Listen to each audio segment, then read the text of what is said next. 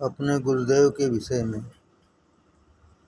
2/11/28 श्री गुरुदेव अपने गुरु महाराज के विषय में कहने लगे, हमारे गुरु महाराज अहले इस्लाम थे, परंतु बेतअस्सुबी ऐसी थी कि कहते नहीं बनती। उन्हें किसी का पक्षपात न भाता। हिंदू मुसलमानों का वाद विवाद उन्हें कभी नहीं भाता। जहाँ कोई मजहब की बड़ाई दिखाई जाती, उनकी तबीयत को नागवार हो जाता, वहाँ से उठकर चले जाते। वे तो कहते थे कि तर्ज रूहानियत एक है, तर्ज माशरत जुदा गाना। ईश्वर की प्राप्ति का मार्ग एक है, रहन सहन सबका एक नहीं।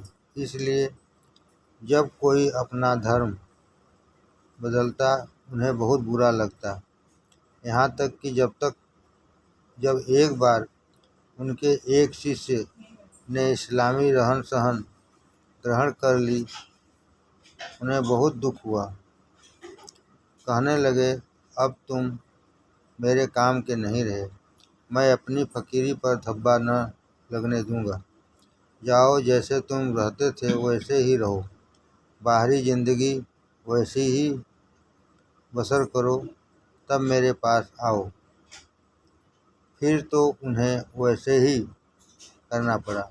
चाहे कोई जिस नाम से प्रभु को पुकारे, पर सच्चे मन से पुकारे, तभी काम बनता है। चाहे कोई जिस नाम से प्रभु को पुकारे, पर सच्चे मन से पुकारे, तभी काम बनता है। मजहबी झगड़ों में पड़ना भक्तजनों को शोभा नहीं देता। अपने गुरु महाराज के हृदय की कोमलता के बारे में दूसरे दिन फरमाने लगे, गोश्त खाने की बात तो दूर रही, उनको गाय का दूध पीने में तकलीफ होती थी। कहते थे, कैसे पीऊँ? बछड़े का हक तो मैं छीन लेता हूँ। हाँ, जब कभी हकीम डॉक्टर उन्हें दूध पीने की हिदायत करते, तो ग्वाले को अपने सामने दूहने के लिए कहते। जब समझते कि आधा दूध बच्चे के लिए रह गया है, दूहना बंद करा देते और अपने सामने बछड़े को पिलवा देते और सारे दूध का दाम दे देते थे। वह कब देख सकते थे कि ग्वाले का नुकसान हो। वह बछड़े व ग्वाले दोनों का एक साथ ख्याल रखते थे। ऐसा करना तो केवल फकीर महात्माओं से ही संभव है। दुनिया के बादशाह भला क्या कभी ऐसा उदारता रख सकते हैं? सच्चा इस्लाम सिखाता है सब लोगों की रक्षा, उनकी मोहब्बत। भला जिसकी आत्मा विश्व में ओतप्रोत है, जिसे सब में अपनापन भास रहा है, भला किसी को कैसे हानि पहुँचावे? उसके हृदय में तो प्रेम का सागर हिलोरे मारता रहता है। जो दूसरों की तबीयत दुखाता है, अपने पहले दुखा लेता है। सच्ची अहिंसा तो तभी होगी जब अपनी तबीयत न दुखे। अपने शरीर को कष्ट पहुँचने दो, परंतु भीतरी तबीयत को दुख से बचाओ। एक बुजुर्ग थे, रात को सोने का वक्त आया, जिधर पैर करते उधर ही कुरान मजीद रखी होती। वह बगैर पैर फैलाए रात भर बैठे रहे और सारी रात इस तकलीफ में काट दी, मगर अपनी तबीयत को न दुखाया। यह है तबीयत की ऊंचाई और अपने इष्ट का प्रेम। 17 व 18/8/34 आज शाम को आपने अपने गुरुदेव जी के छोटे भाई की सुंदर शब्दों में प्रशंसा करते हुए फरमाया, उन्होंने सज्ञान अवस्था में 31 वर्ष में शिक्षा आरंभ की और फजीलत की पगड़ी प्राप्त की। अद्भुत पौरुष का विषय है। उन्हें क्रोध तो छू नहीं गया था, सबसे नम्रतापूर्वक उनका व्यवहार था। मांस की तो बात ही क्या, लहसुन प्याज तक न खाते। वृद्धावस्था को प्राप्त हैं, फिर भी भली भांति चलते हैं। अट्टा कट्टा मनुष्य उनके साथ बराबरी करने में रह जाता है। इतिहास में आपको विशेष रुचि थी, बहुत जानकारी रखते थे। रोटी और पतली दाल, विशेषकर पतले रसे की, उड़द की बड़ियाँ आपका नित्याहार था। महीने में लगभग 18-20 दिन रोजे में कट जाते।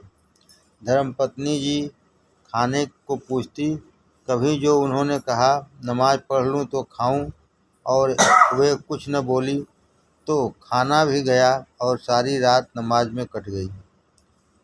जिस दिशा में रहे वैसे ही जिस दिशा में रहे वैसे ही बने रहे, ईश्वर के प्रेम में लीन। जिस दशा में रहे वैसे ही बने रहे, ईश्वर के प्रेम में लीन। 12 व 13/7/35। कल अमृतवाणी नहीं सुन पाई, दर्शन मात्र हुए।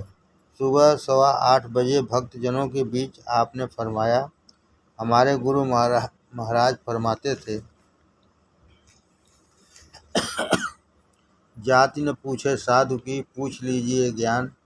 काम करो तलवार से, पड़ी रहन दो म्यान।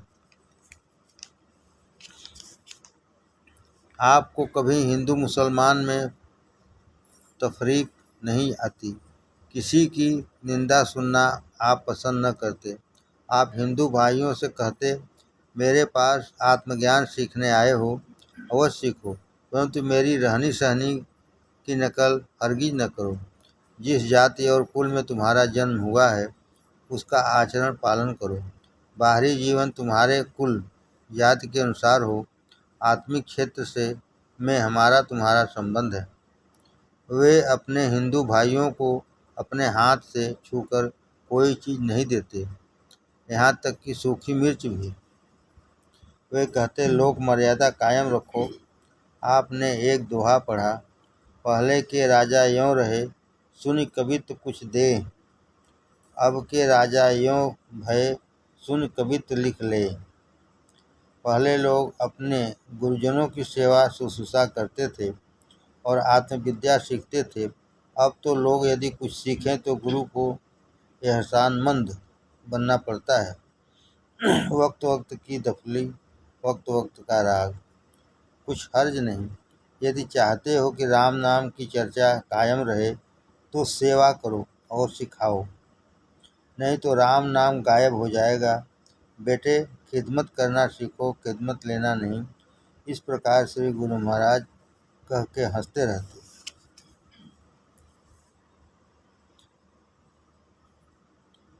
यदि चाहते हो कि राम नाम की चर्चा कायम रहे तो सेवा करो और सिखाओ, नहीं तो राम नाम गायब हो जाएगा। बेटे, खिदमत करना सीखो, खिदमत लेना नहीं। इस प्रकार श्री गुरु महाराज कह के हंसते रहते। हंसते रहो, घर बसाते रहो। हंसते रहो, हंसाते रहो, घर बसते रहो, घर बसाते रहो। सो वे हंसी हंसी और खेल कूद में राम नाम दे दिया करते थे। 5/11/35। आपने एक अजीब वाकया घटना अपने गुरुदेव का सुनाया। एक बार आप मकान के बाहर सबके साथ बैठे हुए थे। 11-12 बज गए, वक्त का पता न चला। आपने दूध अंदर से मांगा मगर न था। बाजार तशरीफ़ ले गए, वहाँ एक बूढ़े को निहायत नजिस हालत में एक तरफ सन्नाटे में बैठे देखा। आपके पूछने पर उसने कहा, चलने से मजबूर हूँ, इसलिए बैठा हूँ। आप घर तक पहुँचाने को तैयार हो गए। उसने कहा, आपके साफ और इस्त्री किए हुए कपड़े खराब हो जाएंगे, मगर आपने एक न सुनी और एक हुज्जत के बाद वह आपकी पीठ पर बैठा। आप जब उसको कब्रिस्तान पर लाए तो कहा, यहीं उतार दो, बस यही मेरा मकान है, आगे न जाऊंगा। वह आहिस्ता से कहता हुआ चला गया। शाबाश बेटे, जैसा सुना था वैसा ही पाया, फिर गायब हो गया। यह आपका प्रेम, इंकिसारी और करुणा भाव था। 7/12/35 सुबह आज कई दिनों से डिस्ट्रिक्ट बोर्ड के दफ्तर के एक बरामदे में ठहरे हुए हैं। आपने समझाया, जो अपने नौकर को नौकर समझता है काफिर है, उसे अपनी औलाद समझे, कभी धोती धोने को न दे। श्री गुरु महाराज के विषय में फरमाया, इन्होंने दूसरे को अपनी धोती कभी धोने को नहीं दी। बच्चों के साथ बच्चों के समान खेला करते थे। आपको मजहबी वाद विवाद बहुत नागवार था। आप हर समय हंसते थे और दूसरों को भी हंसाया करते थे। जिसका दिल रोता है, यानी जिसके दिल में उसकी याद है, उसका चेहरा हंसता है। आप जाड़ों में अक्सर इतने अंधेरे नहाने जाते कि अंधेरे में ही वापस आ जाते। गर्मियों में शाम को गंगा नहाने जाते, क्योंकि आपको सफाई बहुत पसंद थी। इस वास्ते कपड़े भी साफ करते। आपके सर में सदा खुश्की रहती। चमेली का तेल डाला जाता तो फौरन सूख जाता। एक बोतल तेल मुश्किल से 3 दिन चलता। जब आप बच्चों के साथ खेलते तो बतासा बांटते, परंतु जब चाहते तो सब चुपचाप अदब के साथ बैठ जाते पढ़ते। बच्चों को भी न मारते। फरमाते, वाह अदब बानसीब, बेअदब बेनसीब। आप अवतारों के बारे में फरमाते, ऊपर सब एक है, कोई छोटा बड़ा नहीं। 28/4/38 आपने एक पंजाबी नौजवान ब्राह्मण जोड़े का जिक्र किया जो गुरु महाराज के पास उनके आखिरी वक्त में हाजिर खिदमत हुए थे। आप गुरु महाराज ने उन्हें चंद मिनट तवज्जो देकर कामिल कर दिया और इजाज़त भी दी। उस वक्त आप बीमार थे, इतने कमज़ोर हो गए थे कि 3 आदमी करवट लिवाते थे, परंतु उनकी आवाज़ सुनकर आप आज खुद उठ बैठे और हुक्म दिया कि किवाड़ खोल दो। इजाज़त देकर आप बोले, जाओ, बस्ती में न रहना, स्त्री को साथ रखना, ईश्वर तुम्हारा निर्वाह करेगा। फिर वे कभी दिखाई न दिए। 4/6/34 श्री गुरुदेव ने अपने गुरुदेव के विषय में कहा कि वह हमेशा खुशदिल रहते और कहते, खुशदिल रहना ही अच्छा है। सब चिंताएं डूब जाती हैं। आँख मिचने से ही अध्यात्म विद्या का प्रकाश नहीं होता है। हंसते खेलते खुश रहने से आत्मा खिलती है। जिसका दिल रोता है, ईश्वर की याद में लगा रहता है, उसके चेहरे पर हंसी रहती है। हर बात में हाँ करता रहे। ईश्वर की शक्ति को परिमित न माने। जो ऐसा करता है वही मर्द है। पूज्य लाला जी के विषय में 3/3/29 7:30 बजे सुबह महाराज जी के स्थान पर गया। अपने भाग्य की क्या सराहना करूं। श्री महाराज जी के बड़े भ्राता श्री लाला जी महाराज के दर्शन हुए। कृपा दृष्टि पड़ते ही सभी सज्जनों के चित्त में आनंद का आभास होने लगा। शांति जो अनुभव होती थी, कैसे प्रकट करूं। गूंगे का गुड़ ही तो है। फिर अमृत धार की वर्षा होने लगी। अवतार और संत में क्या भेद है, आपने समझाया। जब संसार में अधर्म इतना बढ़ता है कि वह किसी से दूर नहीं किया जा सकता, कोई उन पर प्रचंड बुराइयों को दबा नहीं सकता, वरन यह भय लगने लगता है कि यह संसार को नष्ट कर देगी, तो ईश्वर का अवतार होता है। कुछ तो उपदेश से, कुछ आदर्श से सुधार करते हैं। जहाँ आवश्यकता होती है, दंड देने से भी नहीं झिझकते। दुष्टों को मारने में कोई भी संकोच नहीं करते।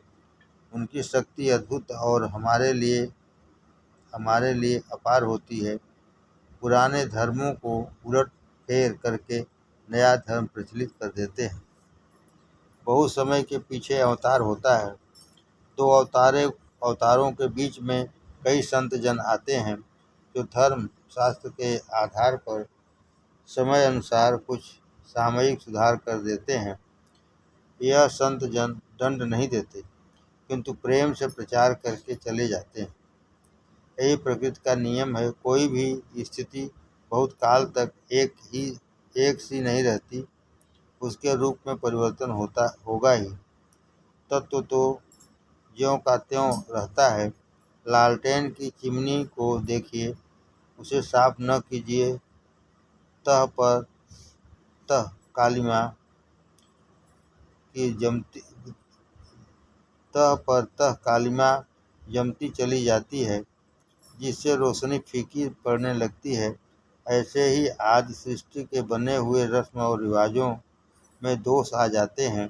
बीच बीच में संत जन आकर उन्हें सुधार करते हैं, परंतु जब दोष इतने बढ़ जाते हैं उन्हें संत जन भी नहीं हटा पाते, तो अवतार आकर उन्हें हटाकर एक नया रूपांतर कर देते हैं। धर्म नहीं बदलते, मत चलाते हैं।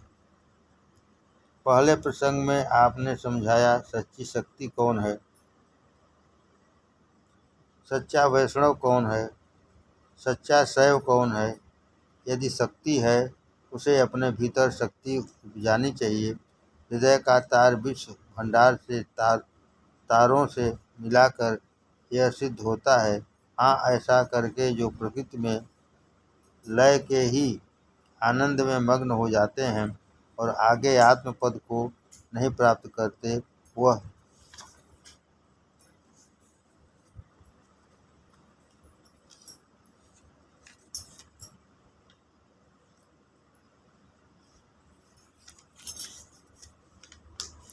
अधूरे रह जाते हैं, शक्ति को ही पाते हैं। शक्ति रहती है शक्तिवान में, उस शक्तिवान को पाना ही आत्मिकता है। ऐसे ही वैष्णव को चाहिए अपने प्रभु को हृदय में न बांधे। विश्व में जो व्याप्त है, जिससे जर्रा जर्रा भरा पड़ा है, जो सब में रम रहा है, वही राम है। महात्मा गांधी जी सच्चे वैष्णव हैं। एक नया प्रसंग चलने पर आपने चरखा और चक्की दोनों की तारीफ की और कहा कि स्त्रियों को चाहिए, यदि और किसी के लिए नहीं तो तफरीह के लिए चक्की चलाएं, सूत काटें, बेकार न रहें। आजकल मशीनों से देश निर्बल होता जा रहा है। जो शब्द अभ्यास से विशेष स्थानों में होता है, वही रों रों से होने लगे तो राम के रमने का अनोखा अनुभव मिलता है। जो शब्द अभ्यास से विशेष स्थानों में होता है, वही रोम रोम से होने लगे तो राम के रमने का अनोखा अनुभव मिलता है। ईश्वर को भजो या न भजो, उसका कुछ नहीं बिगड़ता। ईश्वर को भजो या न भजो, उसका कुछ नहीं बिगड़ता। हाँ, यदि दुनिया में दुर्व्यवहार, बद इखलाकी बढ़ता है, उसे वह नहीं सहता। धर्म की हानि से पृथ्वी में रोग लग जाता है और भयानक स्थिति हो जाती है। आजकल उसी आदमी को लोग चतुर और बुद्धिमान कहते हैं, जो हर तरह से बात कहे कि अपना काम निकल जाए और भीतर के भेद को न खुलने दे। सच्चाई में यह बात नहीं होती। जो सच्चा है एक समान रहता है, जैसे भीतर वैसे बाहर। विद्या ज्यों ज्यों गंभीर होती जाती है, नम्रता लाती है। वह विद्या ही किस काम की जिसमें अहंकार और दोहरापन पैदा हो। 1:34 पूज्य लाला जी की कठिनाइयों का वर्णन करते हुए श्री महाराज जी ने कहा, जब आप अलीगढ़ जिला फर्रुखाबाद में रहते थे, रोज 4.25 मील तक 4.25 मील चलकर पैदल ही कचहरी जाते। हालांकि किराया फकत एक तरफ का उन दिनों 2 पैसे था, लेकिन पैसे की तंगी से पैदल चलने की तकलीफ गंवारा करते थे। कचहरी से आते ही टट्टी कुल्ले से फारिग होते ही गुरुदेव के धाम पर पधारते, जो कि उनके मकान से 5 फरलांग की दूरी पर था। घर का कितना भी जरूरी काम होता, उसकी तरफ आपका ख्याल उस वक्त न जाता। एक दिन की बात है, इधर से आप श्री गुरुदेव जी की खिदमत में गए और उधर से वह दूसरे रास्ते से घर पर आए और घर की तमाम ज़रूरियात को आपने खुद अपने हाथ से इंतज़ाम किया और वापस अपने मकान पर आए और आपको घर जाने की इजाज़त दी। जब आप घर आए तो देखा कि गुरु महाराज घर पर आए और बच्चे की पैदाइश के लिए दाई वगैरह को बुला चुलाकर अड़ोस पड़ोस की औरतों को देखभाल करा गए हैं। जो जाकी शरण रहे ताई शरण गहे की लाज। एक बार ऐसी बात हुई कि लाला जी महाराज कचहरी से आए, कुछ तबीयत में आ गई, बिछौने पर लेट गए। लेटने के बाद फिर उठा न गया। गुरु जी महाराज के यहाँ जाने का समय हो गया। इतने में स्वयं गुरु महाराज छड़ी लिए हुए आ पहुँचे। चारपाई के चारों ओर घूमकर कहने लगे, आज मेरी ही इच्छा यहाँ आने की थी। मुझे भी तो तुम्हारी यहाँ आना चाहिए। बस अब जाता हूँ, आज तुम्हारे आने की ज़रूरत नहीं। पूज्य लाला जी सवेरे की पूजा आदि से फरागत पाकर श्री गुरु महाराज जी के स्थान पर पधारते। वहाँ से 8 बजे के पीछे वापस आते, खा पी कर 9 बजे कचहरी जाते, ठीक 10 बजे वहाँ पहुँचते। उन दिनों आप अनपेड अप्रेंटिस करते थे, ऐसी आपकी श्रद्धा थी। राजी व रजा रहते थे। 20-8-34। शाम आपने जनाब लाला जी साहब के बारे में फरमाया, आप बिना खिलाए किसी के 15 वर्ष की आयु में जो स्वर एक बार सुन लेते। फरमाया, आप बिना सिखाए किसी के 15 वर्ष की आयु में जो स्वर एक बार सुन लेते, उसे अकेले में गाने लगते। विलक्षण गला आपको ईश्वर ने दिया था। जब कभी आपको शारीरिक कष्ट होता, मधुर राग आलापने लगते, सारी तकलीफ दूर हो जाती। संत जनों को ही सामर्थ्य प्राप्त है कि वह रागनियों को प्रत्यक्ष खड़ी कर दें। साम वेद को संत जन ही गा सकते हैं। यों तो जो संस्कृत पढ़े हैं उसे गाते हैं, परंतु जैसा उच्चारण जिस स्थान से होना चाहिए वह तो बिना आंतरिक निर्मल चित्त के होना असंभव है।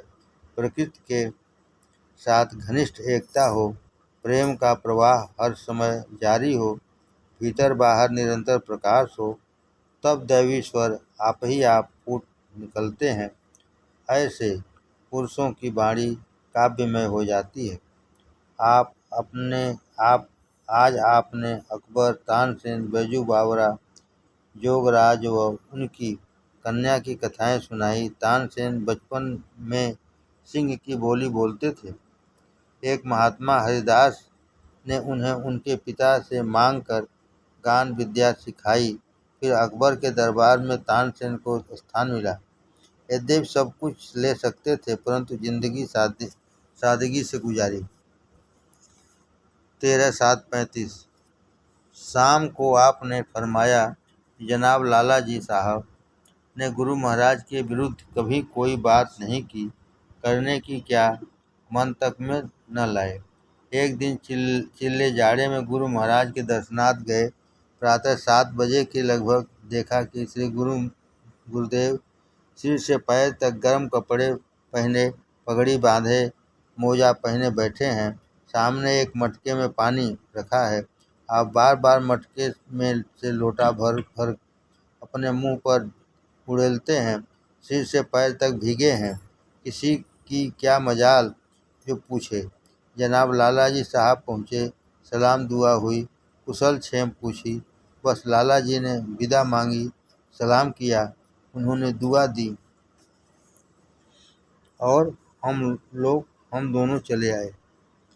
इस घटना के पीछे की चर्चा करते हुए आपसे गुरुजी ने कहा, भाईजान, आपने कोई ऐसी बात कभी नहीं की जिससे मेरी दिल सिकनी मानसिक दुख हो। उस दिन जब आप आए, मेरी वही इच्छा थी कि आप चले जाएं। मेरी यही इच्छा थी कि आप चले जाएं, सो आप वैसे ही लौटे। बस यही गुरु भक्ति है कि मन में वही बात आवे जो गुरुदेव के मन में है। 2/9/35। श्री मुंशी भैया ने जनाब लालाजी साहब के विषय में कई बातें बताई। एक बार श्री लालाजी अपने गुरुदेव के पास से प्रेम से भरे घर जा रहे थे। रास्ते में एक फकीर रहते थे जो अन्य भक्तजनों की आत्मिक कमाई चिपट कर छीन लिया करते थे। ये उनसे भी वही बर्ताव करने लगे। श्री लालाजी नित्यवत श्री गुरुदेव के प्रेम में मग्न थे। उन्हें उसकी क्या चिंता। फल यह हुआ कि उन साहब के होश उड़ने लगे। उनकी सारी कमाई इनमें समा गई। वह खाली हो गए। अब तो उनसे रहा नहीं गया। दौड़े हुए श्री मौलवी साहब के पास आए। वे भला क्या कहते। बोले, जिन्होंने यह किया है वे ही इसे सुधारे। जब जनाब लालाजी दूसरे समय गए तो श्री मौलवी साहब ने फरमाया, देखिए, इनकी हालत तो सुधार दीजिए। जनाब लालाजी चौंक पड़े। मैंने तो कुछ नहीं किया। श्री मौलवी साहब ने हंसकर कहा, भाई जी, आप इन्हें माफ़ कीजिए तो इनका कल्याण हो जाए। जनाब लालाजी अत्यंत सरलता से बोले, जो आज्ञा। बस उन साहब को चेत हुआ, वापस आए और तब से वह हरकत बंद हो गई। 13/9/35। जनाब लालाजी साहब कैसे दूसरों के हक का ख्याल रखते, इसका आपने बयान फरमाया। जहाँ रहते वहाँ से कचहरी 4.25 मील थी। उन दिनों इक्के का किराया 2 पैसे था। उन्हें केवल 10 रुपये मिलते। इसमें से चाहते तो कुछ बचा ही लेते, किंतु कहते थे, मुझे दूसरे के हक का पैसा नहीं खर्च करना चाहिए। निदान वह अपने ऊपर कष्ट सह लेते और कहते, वह दूसरे भाइयों के काम आएगा। कचहरी आते जाते 8.5 मील पड़ता। श्री गुरुदेव का स्थान 5 फरलांग था। आते जाते 10 फरलांग पड़ता। इस प्रकार रोज 10 मील चलते। इसका फल यह हुआ कि अंतिम समय तक किसी की सेवा के हाजतमंद न हुए। जीवन यों बसर हो, बचपन में ही यों शिक्षा मिली। पूज्य पिताजी ने ऐसी ही शिक्षा दी। पैदल चलने का अभ्यास कराया था। सादा वस्त्र पहनना सिखाया था। कुल की मर्यादा इज्जत बनाए रखी। यह इसी का परिणाम था। आत्मविद्या को छिपाए रखने की ताकीद करते हुए आपने फरमाया, मुझे अलीगढ़ में 27 वर्ष निवास करना पड़ा। 15 वर्ष तक किसी ने न जान पाया कि आंतरिक अभ्यास करता हूँ। 4-5 वर्ष तक घर में भी किसी ने न जाना।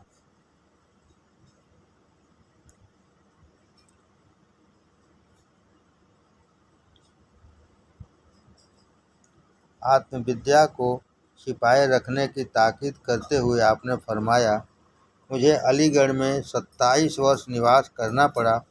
15 वर्ष तक किसी ने न जान पाया कि आंतरिक अभ्यास करता हूँ। 4-5 वर्ष तक घर में भी किसी ने न जाना। जनाब लालाजी साहब ने इतना छिपाया कि जब उन्हें तालीम का हुक्म मिला तब श्रीमती भाभी जी ने जाना। इस प्रकार आत्मविद्या के महत्व को आपने समझा कर कहा, इसे बिना अधिकारी के फेंक न दें। इस प्रकार आत्मविद्या के महत्व को आपने समझा कर कहा, इसे बिना अधिकारी के फेंक न दें। 3/11/35 सुबह आपने फरमाया, जनाब लाला जी साहब ने कहा कि उन्हें अपने हाथों से अपना काम करने में लज्जा नहीं थी। हाँ, गरीबों का हक नहीं लेना चाहिए। हाँ, एक बार जब लकड़ी अपने सर पर ढो लाए तो बोले, मजदूरी के जितने पैसे बचे गरीबों को दे दो, उनका हक है। उन्हें अपने हाथों से अपना काम करने में लज्जा नहीं थी। हाँ, गरीबों का हक नहीं लेना चाहिए। हाँ, एक बार जब लकड़ी अपने सर पर ढो लाए तो बोले, मजदूरी के जितने पैसे बचे गरीबों को दे दो, उनका हक